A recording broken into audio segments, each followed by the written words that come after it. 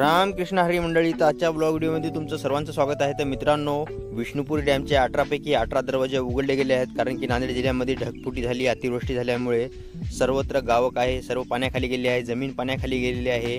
प्रत्येक लोकांच्या घरामध्ये पाणी शिरल्या गेलं आहे। मित्रांनो, नदीकाठच्या गावं सर्व पाण्यामध्ये गेल्यामुळे खूपच जनजीवन विस्कळीत झालेलं आहे। मित्रांनो, तर एवढं पाणी पहिल्यांदाच नांदेड जिल्ह्यामध्ये आलेलं आहे, कारण की विष्णुपुरी डॅमचे 18 पैकी 18 दरवाजे उघडल्यामुळे सर्व नदी नाले पुलं सर्व पाण्याखाली गेले आहेत। मित्रांनो, तर सर्व काही गावांचा संपर्क तुटलेला आहे। लातूर फाट्याचा पूल पाण्याखाली गेलेला आहे।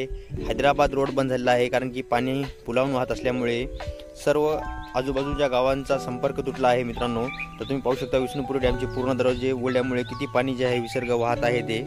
तर आशा करतो मित्रांनो, तुम्हाला रोजच्या सारखा आजचा हा पण व्लॉग व्हिडिओ माझा नक्की आवडेल। आशा करूनच हा मी व्लॉग शूट केला आहे। तर तुम्हाला विष्णुपुरी डॅमचा हा व्लॉग व्हिडिओ कसा वाटत आहे मला कमेंट करून नक्की सांगा।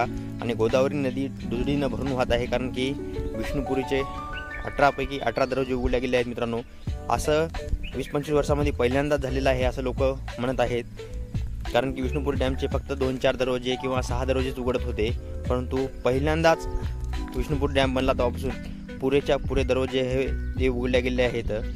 त्यासाठी गोवर्धन घाटचा पूल पाण्याखाली गेले आहे, त्या पुलावरती 2 ते 3 परस पाणी आलेलं आहे। मित्रांनो, सर्व काही नदी नाले टम भरून वाहत आहे सध्याच्याला, कारण की नांदेड जिल्ह्यामध्ये पहिल्यांदा अतिवृष्टी झालेली आहे, ढगफुटी झालेली आहे, म्हणून सर्व काही जनजीवन विस्कळीत झालेलं आहे।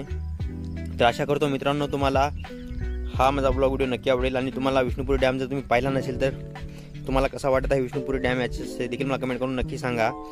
तर तुम्हाला मी झूम देखील करून दाखवत आहे, पाहू शकता तुम्ही पाणी किती लाटा वगैरे येत आहेत। समुद्रासारख्या लाटा येऊन पाणी जे आहे वाहत आहे। मित्रांनो, इथे त्याकरिता खूपच एक्साइटमेंट वाटत होती मला, म्हणून मी इथे येऊन तुमच्यासाठी खास ब्लॉग व्हिडिओ शूट केला आहे। याची शूटिंग करून तुम्हाला मी टाकले गेले आहे। मित्रांनो, तर पाहू शकता तुम्ही व्हिडिओच्या माध्यमातून।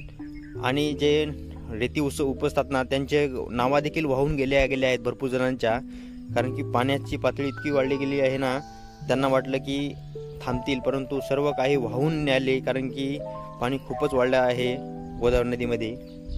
तर आशा करतो मित्रांनो, तुम्हाला हा माझा आजचा व्लॉग व्हिडिओ नक्की आवडला असेल।